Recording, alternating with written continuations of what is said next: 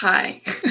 I just realized as I was going live, I don't have my other phone to go live on Instagram, so I guess we're just gonna have to sacrifice. We're just gonna have to sacrifice that. Or I could, whatever. Yeah, we're gonna sacrifice it. So, good morning, good day, hello to my followers, future followers, whatever you guys are gonna find this, because that's ultimately what I do. Building my platform. I'm speaking to whoever is going to find this right now or whenever they come across it. So it is March 14th, 2025.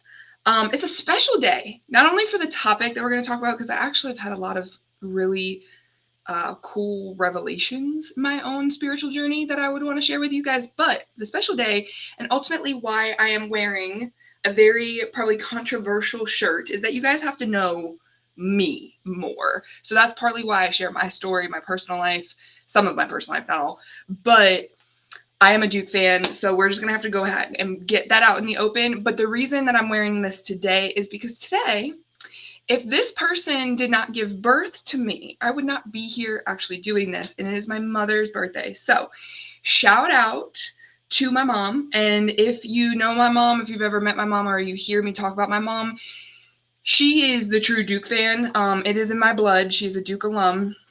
I was supposed to be a legacy, but I decided to do something different. I was going to say piss her off, because I don't really think it pissed her off, though. I went to East Carolina University, house divided between the Blue Devils and the ECU Pirates. And yeah, so it's her birthday. Shout out to her. And I do think, she's watched my journey, whether it be the, health journey of figuring out what my body does for me. But then if anything, all of that was a mental health journey for me. And she's influenced a lot of that. My relationship with her has been a pro and a con in a lot of my own mental health recovery. So happy birthday to my mama. I'm wearing your shirt for you because she's actually a very private person. But if you grew up with my mom, you knew okay, if Duke, and there's also a Duke UNC game tonight too, so I'll be watching that. But you guys had to know me. We just had to go ahead and get this out in the open.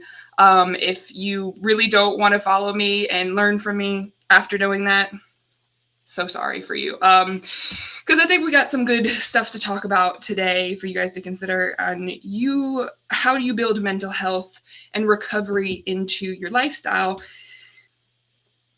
This is just where it's coming from. Actually, I stayed very close to Duke University in terms of education, research, continuing education. A lot of my clients actually are employees of, and that's a big network for me in terms of my private practice. So shout out to Duke, I guess. But yeah, so let's get into it, because this is part 2 of my kind of personal reflections of doing my first spiritual fast. Part 1 was last week, and boy, so I went back and I watched that video, which is uncomfortable in itself. Getting used to watching yourself, talking, looking at yourself, hearing yourself is a skill in itself. But I noticed a couple of things that just about the importance of me. So just a recap, part 1 was I am a Baha'i community faith member. So we do a fast every year. That's a 19-day fast, very similar to Ramadan, but no food and no water from sunrise to sunset.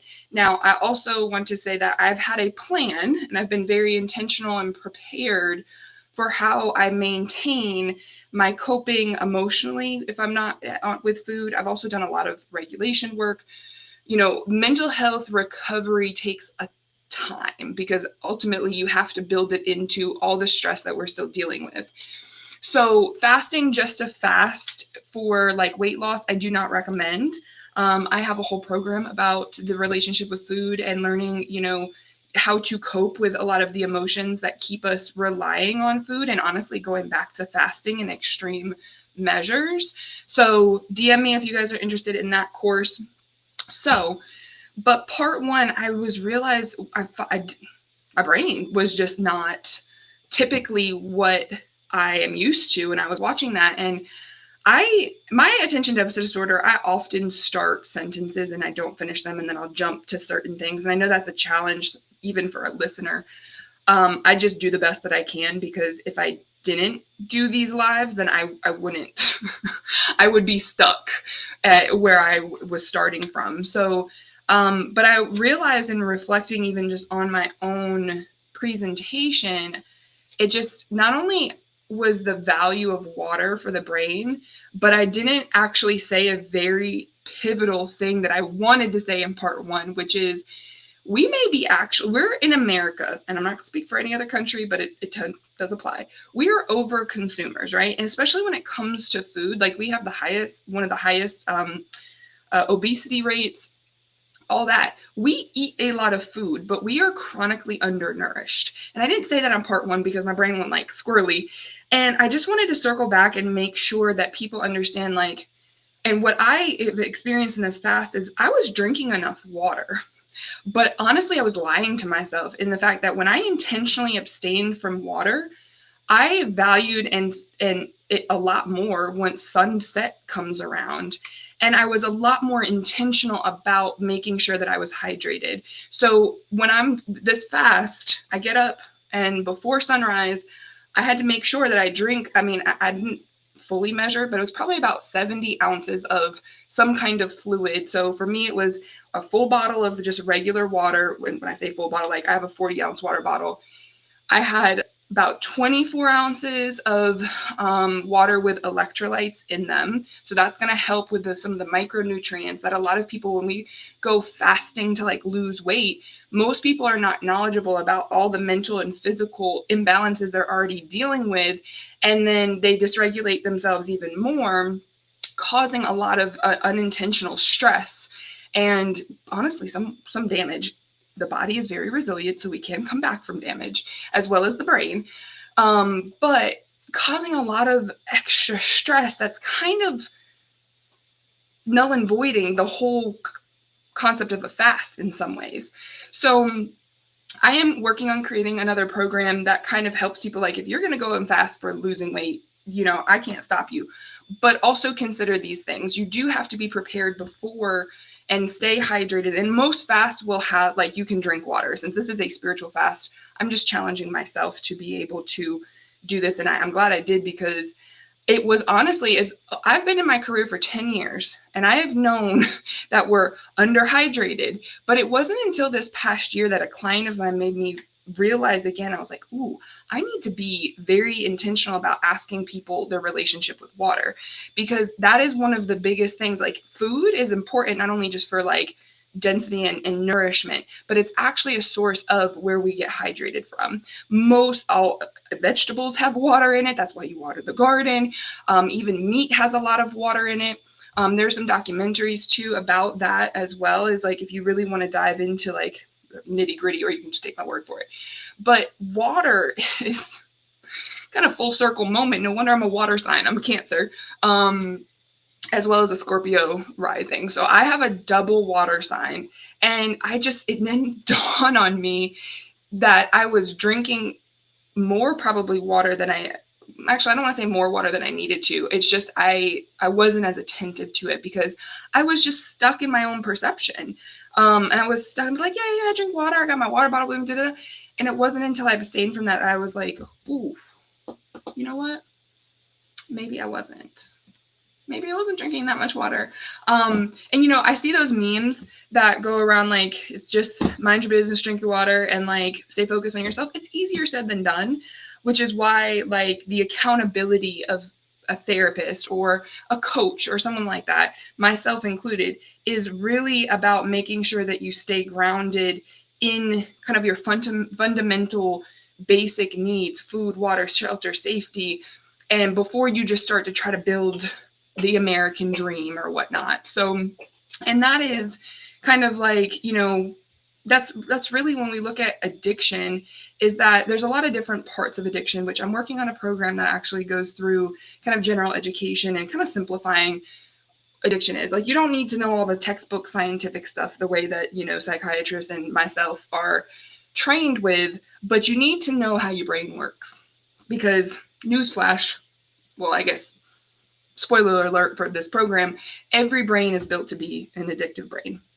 And so the awareness of understanding that helps you regulate long term and actually kind of can serve as a protective factor for how you don't, for the lack of a better term, go off the deep end with it or fall off the wagon, or, you know, it's just, there's a lot of components and it's in a lot of information too that you have to slowly expose yourself to. So coming back full circle, water is extremely important for the brain. I had mentioned in part 1 that I was getting a headache, and now some of that was just the transition into the fast, and my body just being like, whoa, what is happening? You usually eat at this time, right?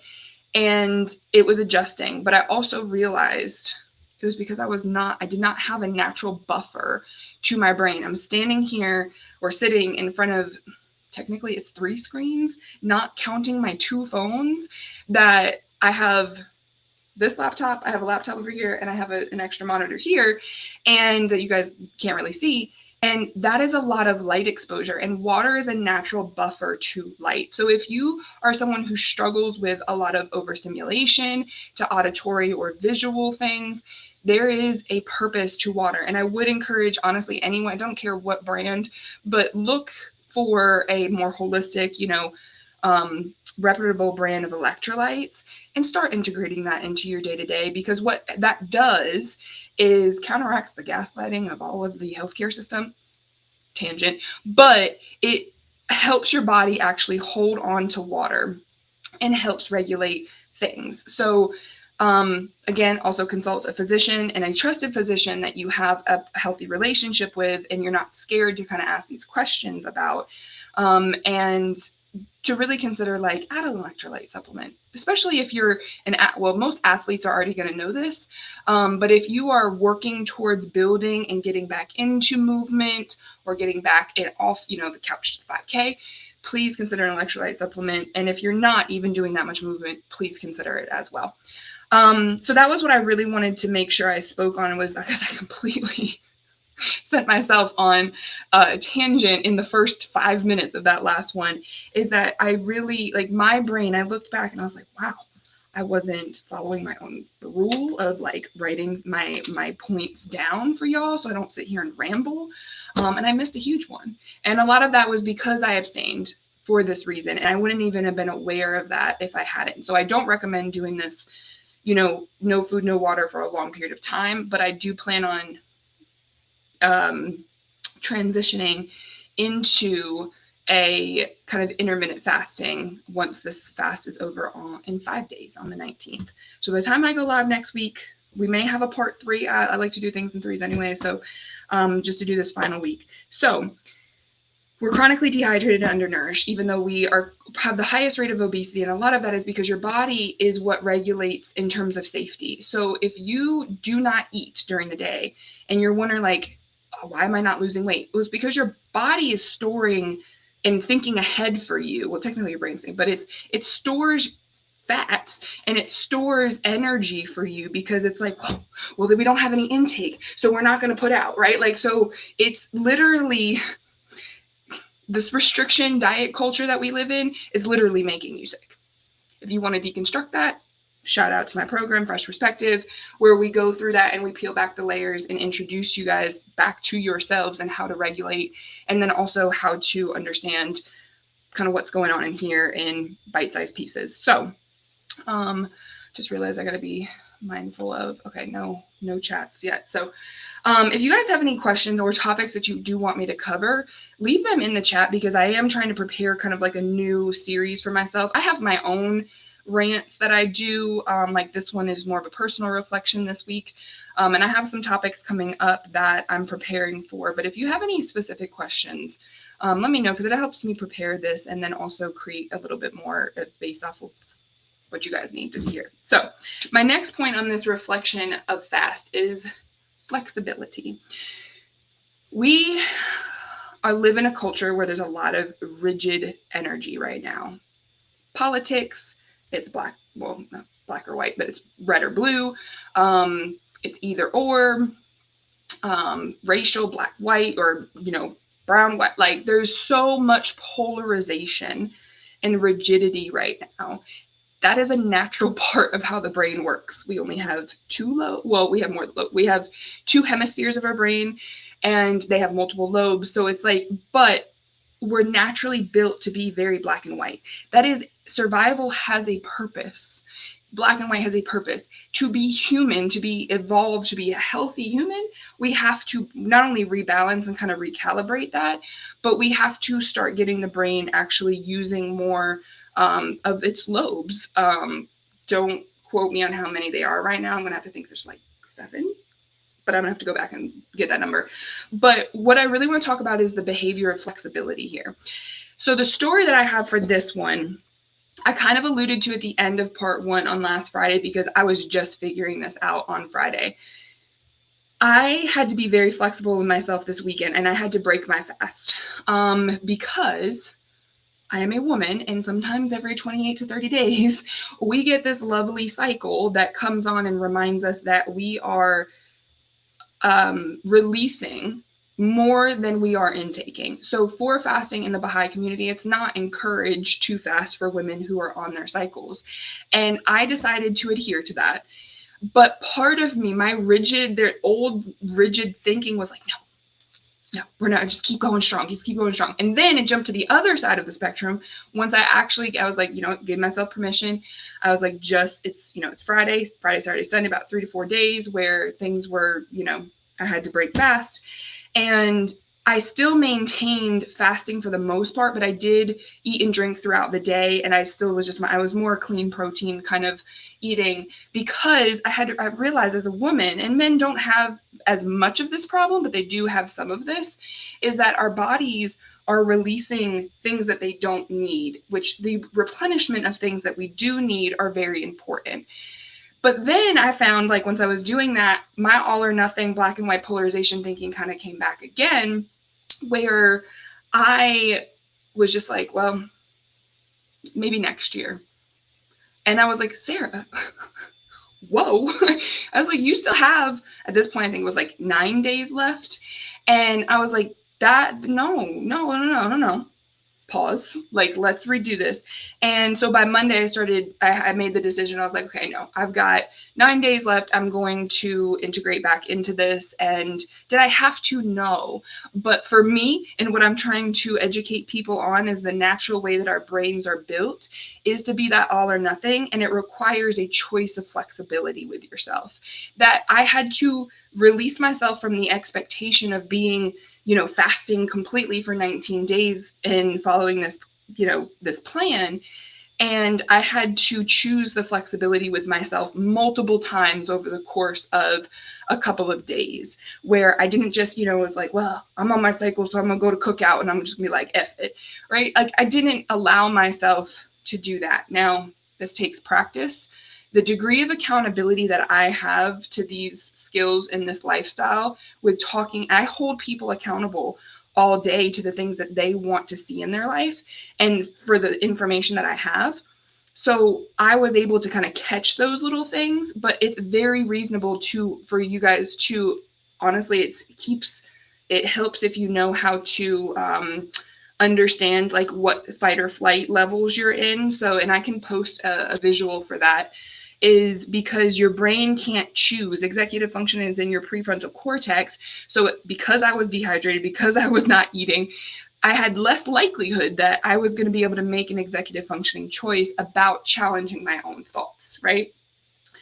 But this is really where we just need to be more flexible with ourselves and get out of this culture of like, don't make excuses. That is a narrative that comes from all in or all out. No excuses, no this, right? I absolutely understand there's a purpose and a time for those black and white levels of motivation. But if you have been in a chronic state of depression, anxiety, addiction, whether it be a substance or food addiction, then you cannot start with just feeling motivated. You actually have to start with learning how to feel again, because depression is just that's honestly more of a chemical imbalance than it is a feeling, but there is a feeling of sadness or situational depression, right?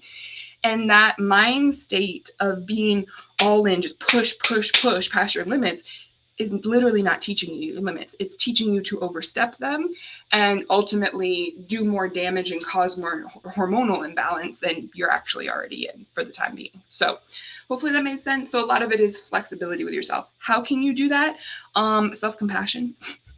I know it sounds cheesy. I know it sounds kind of corny, but yes, being like, okay, how I had to talk myself into it, where I was just like, you can do it. Just drink more, right? And I was like, Sarah, you literally tell people to be more self-compassionate every day, and you hate to be a hypocrite. So what are we doing? Right? My self-compassion sounds a little bit more aggressive because that's just about how I talk to myself. But talk to yourself. Give yourself that, and I say talk to yourself, I mean like out loud. Don't keep it in your head, or write it down if you're not able to talk out loud because you think someone's going to look at you crazy. But yeah, we need more flexibility in ourselves. That in itself, from a personality disorder standpoint, where I think a lot of people are having questions that we're in a narcissistic era, is narcissism thrives in polarity. That's why they lie to us. That's why they take from us, right? Is that if you do not practice that flexibility with yourself, you are going to be in a position to be taken advantage of by narcissistic traits, because it's your own inner narcissist telling you that you can't just take a rest, chill for 5 minutes, and then get back up and try again, right? Maisie, what are you doing? Sorry. So that was one of my takeaway points for is like, we need more flexibility with ourselves, more self-compassion. Ultimately, your relationship with yourself is going to be the reflection of your relationships with other people. So it's a business strategy. It's a life strategy, because your life is your business. Your health, your marriage, your family, that is your first business. So before you go try to start out all these other businesses and think, oh, I got to be financially like rich and all this, start with this business. Start with that one. Especially the ADHDers who are perpetually motivated by like intrigue and pleasure. We are more susceptible to addictive scenarios because that's just how our brains are. So, all right. So flexibility with self. And my last one, it circulates around sacrifice. There's a lot of sacrifice we make in life. I think this really has my first thing that kind of comes to mind here is, since we live in this very rigid culture, and we're going to all be practicing some self-compassion, our conception of willingness, I think, is more related to willpower. From a neuroscience standpoint, willpower does not exist. It is this facade and fake narrative that has been, honestly, and it's not to blame, but I'm just looking for a source. It comes from the indoctrination of like very rigid religions, mostly, not all. I see, because I was baptized, not raised Catholic, but I was baptized Catholic, and there's this rigidity of sin versus blessings, and sin is bad, good, bad, heaven, hell. It's literally part of everything, whether you've chosen or being raised by it or not. You can't deny that you've been affected by it. You've talked to someone about it. You may even resist it. So if you have that reaction to like religion that causes, like, I had a client say this to me yesterday, of extreme psychological distress. And it was a little bit more, dramatized and more sarcastic. So I didn't really fully dive into it, but I paid attention to, because that is an area of self-sacrifice that you're not paying attention to. Before I talk about sacrifice for the form of like material things, let's talk about what you're sacrificing if you're not paying attention and learning your own patterns in your brain. You literally, self-sabotage is self-sacrifice. You are sacrificing yourself for an external motivator, something outside of yourself, whether that be a person, an animal that you love. If you are not eating and nourishing your mind and your body, that is a form of self-sacrifice. That is the most dangerous part of this fast. And from my clinical opinion, I'm in the process of trying to bridge my spiritual and my clinical perceptions, in real time. But what I do for a living, a therapist, clinical, social, or whatever you want to call me, is I help people reconnect with themselves to reduce the amount of harm that they're doing themselves in the pursuit of something outside of themselves. That's why I appreciate all the debt that I took on to be, a clinical addiction specialist. But honestly, this is not stuff that I learned in school. This was stuff that I made sacrifices as well as self-sacrificed in the wrong areas to be able to realize, for some reason, I guess God was looking out the whole time, even when I didn't believe in him, that I could no longer self-sacrifice for things outside of myself. Now, this is where I'm still building my faith system internally, as well as within the community that I'm involved in the Baha'i community, is trusting something outside of yourself and not attaching yourself to it, right? Is because we're given a human body and a brain that we have to figure out. I personally think that that's the key to life. I've been exposed to Egyptian culture of like their wisdom. They got something figured out. Whether you want to get conspiracy theory without, it's like, look at their art, look at their history. They had technology that wasn't so fast, but it did speed things up. I don't want to get off on a tangent, but the first thing is about sacrifice is willingness is not about willpower. Your mind and your body can't just go past a limit that it's giving you. And the more you do that, you're overspending your own energy, and that's going to take from you. And unfortunately, you can't blame anyone but yourself. I don't even want you to blame yourself. I would like you to be compassionate with yourself, because unfortunately, yes, we're not set up with this information. It's not taught in schools. You can blame the school system, but to be honest with you, you're alive, so they did something. But you figuring out yourself and reducing the amount of self-sacrifice that you go for something outside of yourself. And I understand that I'm in a very privileged position to be able to say that, but I also am not the most privileged person out here in terms of financially. So you saving, like, I didn't make a whole lot of money when I was doing this work. That's part of the reason I don't promote skincare products. I don't promote doing social influencer things of like, you can go look at one of my other videos about vanity and mental health, and it's the amount of time that you take to be able to invest in yourself. This is a little bit of highlighter, but like, I don't use, what are they even called? I probably will in the future, but like I use this exfoliating scrub on I don't mean like Neutrogena, I mean a sponge, like a sea sponge on my face with antibacterial soap and a moisturizer when I get out that has collagen in it.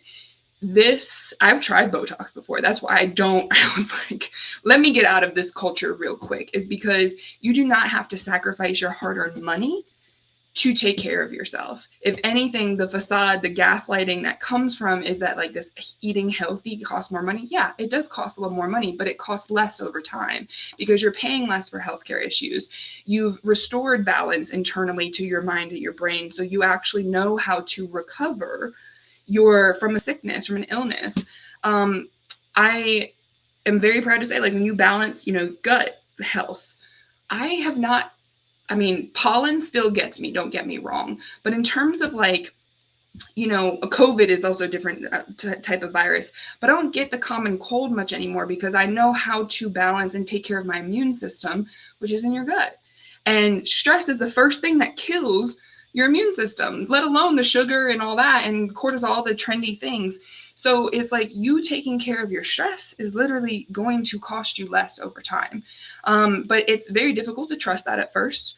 But if anything, my main point here is reduce the amount of self-sacrifice, which is opposite of what faith will tell you, is like, you're out there, is you be of service for everyone, I'm still of service for everyone. I just stopped self-sacrificing my life. I started making sure I made time to, now I chose body, like muscle and weightlifting because you do need resistance. I deal with people's stress every single day, and I was just absorbing that. Muscles are a hormone regulator for stress. It doesn't take care of everything, but when y'all see me chilling out on my hammock, that's me regulating and releasing people's stress that I've just collected from a 30 to 50 minute, 60 minute session. I'm not going to stop doing what I love to do and be of service to people, but I'm going to also prioritize being of service to myself, making sure my mind is fed, my body is fed. I challenge myself in small ways each and every day. So when you guys look at my story, not only just my social media stories, but I mean more of like my whole transformation. If you go, it's all on Facebook, it's all on Instagram, Right Size Perspective started my own accountability to myself. It was a private page at first because I was still very shy. I was still very socially anxious. I was still actually self-sacrificing, but I knew I needed my own accountability. One thing I've learned from working with mentally ill and addicted people is the belief system has to be completely cleaned out and reorganized. And so when you see me now modeling, that was a lot of consistency of making sure that I took 20, 30 minutes at night to stretch my body to help me sleep better, to stop drinking, to reduce my amount of cannabis or whatever my substances that we use, because I needed to be able to re-experience again. And that's what I ultimately help people do in addiction recovery, is I overhaul belief systems. I how do I want to describe it? Rekindle people's psyches. I don't know. There's so many different ways to describe what I do that I don't know. It's kind of, you have to experience it. That's why I made a course about it, because it's like, before you actually go jump right into therapy, see what you can figure out on your own with a little bit of guidance and support of myself. But before you just go all in on 1 hour a week for the first couple of weeks and going through all the old baggage, all the traumas, all of the associations, because I didn't go to therapy for that reason. I went to therapy for consultation to get a different perspective that was hopefully a little bit different than mine, because we can sure as heck sign up therapists that are just as affirming and confirming our own bias about, oh, I can't do this, I can't do that, respect your limits, versus respect your limits for right now and let's see what we can do when you take a rest. That's all I did was shift my narrative, because I was one of those therapists. I was like, yeah, it's okay. It's going to be okay. Just keep on keeping on. What does that even mean? I'm sorry. So I just had to trust my own process, not only in healing, and then ultimately it gave me just a different perspective on how I wanted to do social work for me, for my business. It's not going to work for everyone, but I do think it's information that people need to understand, because it's a part of it. Just every brain is different, literally different, but they're very, very similar. They operate very, very similar. So sacrifice is more about willingness to not self-sacrifice and put yourself in uncomfortable positions. For me personally, and what I'm going to recommend for if anyone's going to do fasting, or when you talk about sacrifice, in terms of pain, is don't sacrifice your brain over your body. Our culture right now, and honestly, it just trickles down from history, all of history, is that we want to fit a certain body type. So that's why my business is called Right Size Perspective. Your right size is more about how your brain and how you view yourself at every single moment of the day. That you are I can look at myself right now and be like, dang, she's really casual today, and she's wearing a Blue Devil shirt, and people are blah, blah, blah. And I'm like, how you respond to yourself would be like, Sarah, your whole brain is about authenticity. Your whole brain is about transparency and vulnerability of they need to see who you are, right? The narrative, when you go to narrative therapy or Gestalt therapy or all these different types of therapy, it's all about the narrative that you write for yourself. So that's why journaling is encouraged, right? But try to pay attention to where you have to rewrite the narrative. So if you want a little Word document where those little red squiggly lines of grammatical errors of where you're criticizing yourself over being nurturing, or over nurturing yourself versus being accountable and honest with yourself of this is really not working for me. Because our brains literally will shut off. If you ignore an emotion, it's going to come back for you. You can't ignore it for that long. And that's where compartmentalization can be healthy, but it's not a sustainable practice unless you go back and you reorganize the mental storage unit of compartments. I compartmentalize often, but I was doing it more for things that were teaching my brain to not prioritize certain things that really just need to be thrown out, not thrown out, but is that it naturally, so if your memory, you'll forget things because you've set the prompt. So our brains are the original AI, okay? So you've set the prompt to say, hey, do not prioritize this particular thing. whenever you don't be like, oh, it's just emotions, just stay focused, just stay objective. Emotions will ultimately bias, and you'll be less objective over time and become more subjective. And that's narcissism. That's selfish. We're all built to be self-preserving organisms. Somewhere, and that's why I try not to focus on blame, but somewhere along the line, someone convinced a lot of us, it just takes one, that it was backwards, that we're supposed to be self-sacrificing. And I think there's a balance to that. You still sacrifice some parts of yourself to help other people, but not the fundamental. And I'll refer you to Maslow's hierarchy of needs. If you really need to look at something, start at the foundation, get consistent with you having your basic needs met, and not be out here trying to obtain material items, or your mental health and the generations that you produce will suffer from it. So, did I get everything that I want to say? I believe so. Another spam call. Oh, I forgot that. My stepmom actually got me these. I've been using them as little notepads for myself. But yeah, make some shit happen for yourself. I think I got everything that I wanted to say out this time. So that is part 2. Recap of part 1. Please don't just jump into it fast if you're not prepared. And I don't want to say consult a nutritionist, but make sure that you have enough water and enough electrolytes, micronutrients, and enough protein that you're like, when you do eat, you do need to eat. You should not just be fasting from sugar. Your brain needs sugar. It just doesn't need as much. And a lot of the times our sugar consumption is about timing, but I can't go all into that right now because this will take away from the whole thing. But if you do want to learn more about that and get into my group, my course community, hit me up, send me a DM. I'll send you the link. And it's a self-guided program, but it does come with coaching for accountability. And then also a little bit of redirection. But yeah, I think that's it. I'm going to go do some other work, take a break, and then do some other work. And then another shout out to my mom, because happy birthday, Mom, and I love you. And another shout out to my stepmom, because we make shit happen around here. Because I was raised by 2 strong women. My dad had a significant impact, but unfortunately, if you know my story, he did not actively contribute because he passed away when I was 16. But he spiritually contributed to a lot of my upbringing. And he chose 2 really cool women to raise me and my brother. So, and yeah, but I will leave it there. You guys have a great weekend. Try to have some fun, get outside, get some degree of sunshine if it's not supposed to rain wherever you are. And I will see you.